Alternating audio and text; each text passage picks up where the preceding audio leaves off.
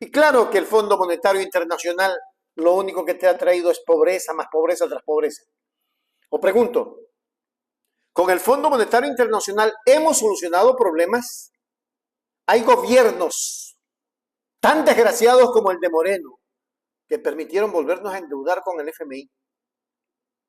Una, otra y otra vez se lo ha dicho. El Fondo Monetario Internacional lo que te trae es hambre, miseria y opresión. ¿Por qué? Porque ellos aplican sus políticas, pues son prestadores, son chulqueros. Esa es la palabra. Entonces te aplican una política de chulco y te dicen, a ver, va a subir la gasolina porque ellos quieren asegurar su crédito. Van a privatizar las escuelas porque ellos quieren asegurar recursos para que se paguen sus créditos. Esto es real, ecuatorianos. Esto no es mentira. Así es que aquí hay criterios que vamos a ver y espero que ustedes, sobre todo los orejones, aprendan. ¿Hasta cuándo tienen cabeza de chorlito? Aprendan, por favor. Vamos a mirar. Estamos, por supuesto, que en contra de la eliminación del subsidio, no solo en unas condiciones económicas como las actuales, sino más aún cuando esa afectación sí golpea los bolsillos de quienes están sobreviviendo al día. Nosotros que tenemos el salario estable o lo que fuere, no podemos, digamos, decir o sentir una afectación real. Pero el agricultor que traslada en una camioneta, que no consume diésel, o que llegan en un carro como tenga, los prestadores de servicios de aplicaciones móviles, como Uber y todos los temas que están por fuera del taxismo, los delivery, y aquellas personas que incluso sin empleo han encontrado la forma de repartos y de entregas y demás como una alternativa de trabajo y de ingresos para sus familias. Los productores que llegan a los mercados, los que están por fuera de las capitales, es decir, hay un golpe real. No es que son 26 centavos nomás, porque son 26 centavos por galón. Y en una economía que no crece, con un empleo que aumenta y por lo tanto la informalidad también, no podemos estar nunca de acuerdo en la eliminación de un subsidio porque no es un gasto. Es la posibilidad de ayudarle a la gente que no tiene estabilidad hasta que en algún momento lo tenga y en efecto se pueda pensar en un enfoque o en una reestructuración. Pero lo real es que la economía no son solo cifras, la economía son personas, la economía son familias, la economía son ciudadanos y ciudadanas. Y si se piensa únicamente en la economía en función de quedar bien con el fondo y mal con la gente, entonces por supuesto que la gente la va a seguir pasando mal. Y entiendo que hay varias organizaciones también de la sociedad civil que están cuestionando este tema y me parece que incluso deberíamos como comisión ampliar un poco este debate, en todo caso la comisión puede pedir una prórroga, ampliar el debate para que más actores vengan a esta mesa y nos cuenten cómo afectaría el tema de la eliminación de los combustibles de su cotidianidad. Ahora el ministro también ha asegurado que está al día con los GATS, con dializadoras y demás proveedores del Estado. Esto causó, vimos un poco malestar en ustedes. Sí, totalmente, porque no es cierto. El tema tanto de las diálisis como de los proveedores del Estado y los gobiernos autónomos descentralizados no están al día. Yo puedo dar fe porque estuve con el alcalde de Rumiñahui hace unos días y además he hecho pedido de información para que el ministro me responda por qué la demora de las asignaciones del año pasado. Pero además, si bien hay un plan de pagos, este llega con demora. No es lo mismo el municipio de Quito, el municipio de Rumiñahui, el municipio de Guayaquil, que tienen una infraestructura y una zona urbana que paga impuestos prediales y que tienen mayores ingresos, a cantones como Valencia, Baja o Pedro Moncayo, que no tienen esas mismas condiciones.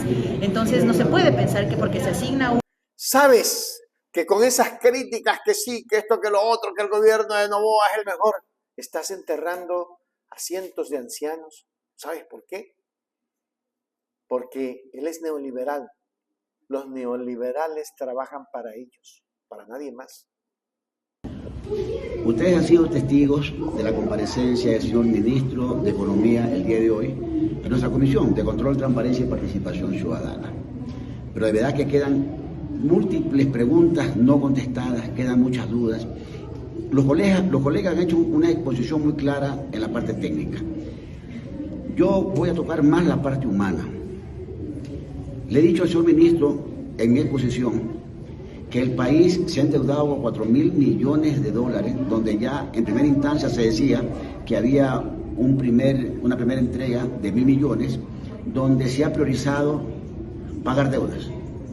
Y yo le decía al señor ministro, nosotros nos hemos nutrido de varios expertos en temas económicos. Por esta comisión pasaron el día de ayer 4 exministros y nos explicaron que hay que priorizar lo humano, que esperen las deudas. El país se desangra en inseguridad.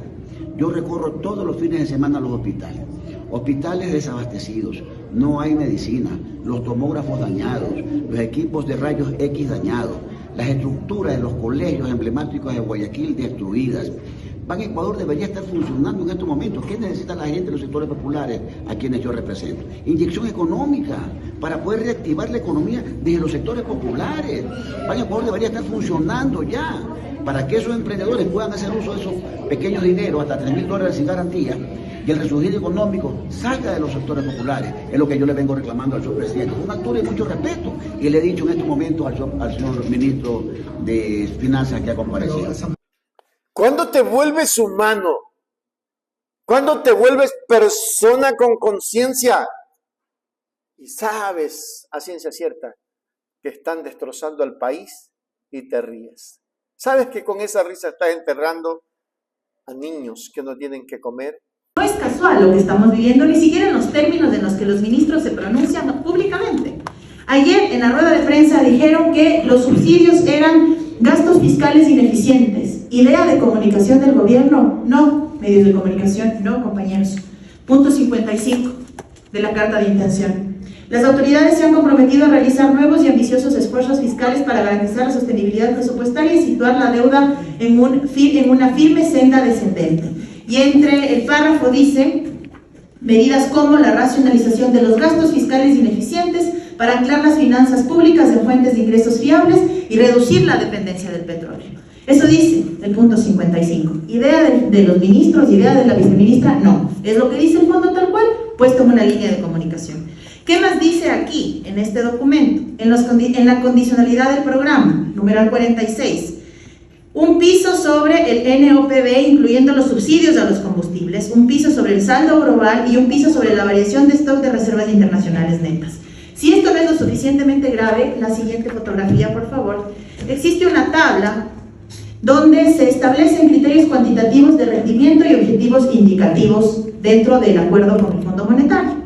Y el punto 8 dice variación de las existencias del N y R suelo, es decir, están comprometiéndose, entre otras cosas, en efecto, a la eliminación de los subsidios, pero además, lo que dice más arriba, por ejemplo, es que se acumularán los depósitos del sistema público no financiero en el Banco Central y se comprometen a no mover esos recursos. Entonces, ¿para qué nos estamos endeudando? Hasta el 2028. ¿Qué vamos a hacer con esos recursos? ¿Se va a traducir en vialidad en nuestras provincias? No, porque en el acuerdo, en la tabla que se está exponiendo ahora en la pantalla, se comprometen a que eso no se mueva, se comprometen a que eso llegue y se quede estático. Y adicionalmente se comprometen en efecto a subsanar ciertos temas, dice el acuerdo, en materia de seguridad social. Y están hablando en efecto de las atenciones médicas y una serie de cosas adicionales. Entonces, ¿qué va a pasar? ¿Le vamos a quitar dinero al Ministerio de Salud para darle al IES? Porque están hablando en efecto de eso, de subsanar la deuda. ¿Pero en qué términos vino la deuda? En el aumento de atenciones del sector público a los jubilados, a los pensionistas y a los hijos hasta 18 años. En función de eso es que el sistema de seguridad social y la red médica de la seguridad social es que amplió la cobertura y la atención. Había la red pública de salud y también los servicios que brindaba la seguridad social. Entonces, si eso lo han entendido como deuda, cuando los recursos se quedan en las mismas arcas fiscales, entonces no están subsanando nada. Están pasando de un bolsillo al otro, pero haciendo exactamente lo mismo, afectando a una institución, diciendo que benefician a otra. Por Dios, comencemos a pensar en nosotros. Comencemos a pensar en función de país.